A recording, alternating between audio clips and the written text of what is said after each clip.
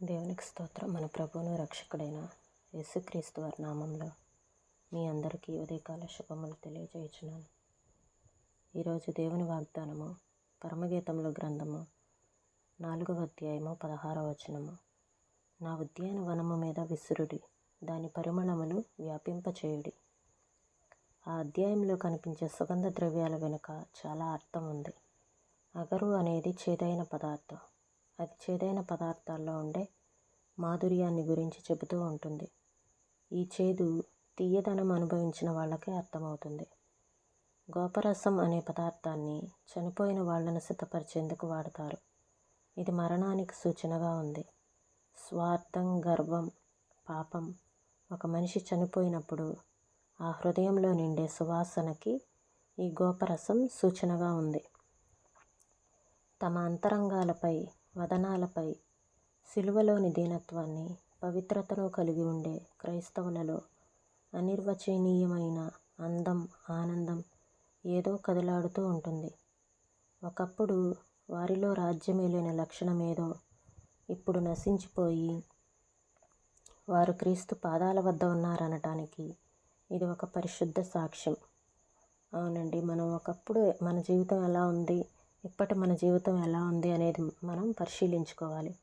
ఒకప్పుడు నేను ఎలా ఉన్నాను, అసలు ఇప్పుడు నేను ప్రభువును కలిగిన తర్వాత నేను ఎలా ఉన్నాను, దేవుడు నా జీవితంలో లేనప్పుడు నేను ఎలా ఉన్నాను.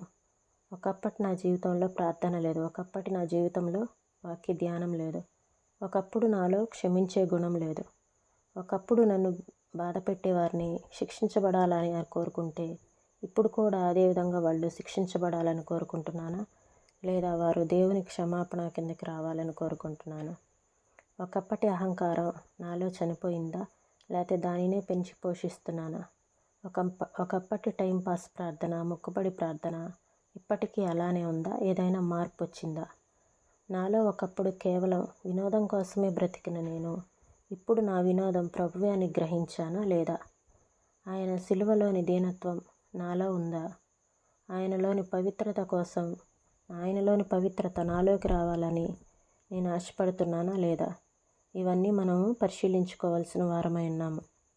విరిగి నలిగిన హృదయాలలో ఉండే ఆకర్షణ, దీన మనస్సులో నుండి వెలువడే నిశ్శబ్ద సంగీతము, విరబూసిన పూరెమ్మపై మంచు బిందువులు నిలిచి దానికి చేకూర్చే వింత శోభ. పరిమళ తైలం అనే సుగంధ ద్రవ్యం వేడి చేయటం వల్ల తయారవుతుంది. అగ్నిజ్వాలల గుండెల్లో నుండి పైకెగసే సుగంధ మేఘమే ఈ పరిమళ తైలం. ఏ హృదయంలోని మాధుర్యం శ్రమల వేడిమికి ఆవిరై వ్యాపించిందో ఆ హృదయానికి పరిమళ తైలం సూచనగా ఉంది. ఆ సుగంధపు ఆవిరి స్తుతి ప్రార్థనల పొగలుగా పైకి లెగుస్తుంది. మనం మన హృదయపు పరిమళాన్ని, సౌరభాన్ని, మాధుర్యాన్ని వెలువరిస్తున్నామా? పర్షియా దేశపు గాథ ఒకటి ఉంది. ఒక బాటసారి ఒకచోట పరిమళాన్ని వెదజల్లే బంకమట్టి ముద్దను చూశాడు. ఆ ప్రదేశమంతా దాని సువాసన వ్యాపించి ఉంది. ఆ బాటసారి ఆశ్చర్యంగా ప్రశ్నించాడు, నువ్వు సామర్కండు ప్రాంతంలో తయారైన పరిమళ తైలానివా? ఇలా మారువేషంలో ఉన్నావా? కాదు, నేను మట్టి ముద్దనే, అది జవాబిచ్చింది. ఈ సువాసన ఏమిటని ఆశ్చర్యపోతున్నారా? ఒక గులాబీ బాలతో కలిసి ఉన్నాను, అందుకే ఈ సువాసన. షారోను పువ్వుతో కలిసి జీవిస్తే మనం ఎంత అసహ్యులమైనప్పటికీ మనకు ఆ సుగంధం అంటుకుంటుంది. దేవా, నీలోని సౌరభం నా ద్వారా వ్యాపించేలా నన్ను నీతో కలిసి ఉండని. పిట్ట కథ ఒకటి పర్షియా ప్రాంతానిది. మట్టి ముద్ద కథ వినండి. గుమగుమలాడుతూ ఆ ప్రాంతమంతా పరిమళాలు నింపుతూ పరవశింపచేస్తూ కనిపించింది ఓ ప్రయాణికుడికి. ఎవరు నీవు? మేలిముసుగులో ఉన్న అత్తరు పన్నీరువా? సామర్కండు సంపెంగ నూనెవా? కాదంది ఆ మట్టి ముద్ద. మట్టి ముద్దను మాత్రమే నేనంది. విరిసిన ఈ సుగంధం మరి నీకెక్కడిది? విప్పు చెబుతా వినండి ఈ వింత రహస్యం.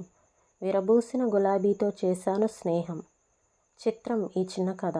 షారోను గులాబీతో కలిసి ఉండేవారు. వారెంత సామాన్యులైనా పరిమళాలు విరజిమ్ముతూ ఉంటారు. ప్రభూ, నేను నీ నుండి సువాసనలు సంగ్రహించి వెదజల్లేలా సదా నీతో సన్నిహితంగా ఉండని. దేవునితో మనము సన్నిహితంగా ఉంటే దేవుడు కోరుకునే పరిమళాలు వెదజల్లే వారంగా ఉంటాము. ఈ మాటలను ప్రభువు మన వినికిడిలో దీవించునుగాక. ప్రార్థన చేసుకుందామండి. స్తోత్రం నాయనా, పరిశుద్ధుడా, ప్రేమ కలిగిన తండ్రి, నీకు వందనాలు ప్రభువా. స్తోత్రాలు నాయనా, స్తోత్రాలు ప్రభువా. అయ్యా, నీ మాటల ద్వారా మాతో మాట్లాడినందుకు మీకు వందనాలు చెల్లిస్తున్నాం నాయనా ప్రభువా. అయ్యా, ఒకప్పటి స్వార్థము, గర్వము, అహంకారము వీటన్నిటినీ మేము చంపుకున్నామో లేదో మమ్మల్ని మేము పరిశీలించుకోవటానికి మాకు శక్తిని దయచేయండి తండ్రి. అయ్యా, మీతో కలిసి నాయనా ప్రభా మేము జీవిస్తూ ఉన్నప్పుడు నా తండ్రి నాయనా ప్రభా, మీలోని గుణ లక్షణాలు నాయనా ప్రభా మాలోనికి వచ్చేలా సహాయం చేయండి ప్రభా. స్తోత్రాలు చెల్లిస్తున్నాం తండ్రి. అయ్యా నా తండ్రి నాయనా ప్రభా, మీలో ఉన్న పవిత్రత కోసం మేము పాకులాడేవారిగా ఉండటానికి మాకు శక్తినివ్వండి తండ్రి. మమ్మల్ని మేము పరిశీలించుకునే జీవితాలు మాకు దయచేయండి ప్రభా. అయ్యా, మీలోని సువాసనలో మేము వెదజల్లుతూ అనేకులకు నాయనా ప్రభా ఈ సువాసనలు అందించేవారిగా మమ్మల్ని నడిపించండి తండ్రి. నీకు స్తోత్రాలు చెల్లిస్తున్నాం ప్రభా. ఈ దినం నాయనా ప్రభా, పరిశుద్ధ దినాన నాయనా ప్రభా, మీ మందిరానికి వెళ్ళి మిమ్మల్ని ఆరాధించుకునే కృపను అనుగ్రహించండి ప్రభా. ఇటు ధన్యత నాయనా ప్రభా ఎంతమందికి లేదో నాయనా ప్రభా, వారందరూ మీ మందిరానికి వచ్చే భాగ్యం దయచేయండి తండ్రి. సహాయం చేయండి ప్రభా. స్తోత్రాలు చెల్లిస్తున్నాం నాయన. మీ నామానికే మహిమ, ఘనత, స్తుతులు, ప్రభావాలు పొందుకోమని యేసయ్య పరిశుద్ధమైన నామంలో అడిగి వేడుకొంచున్నాం తండ్రి. ఆమేన్.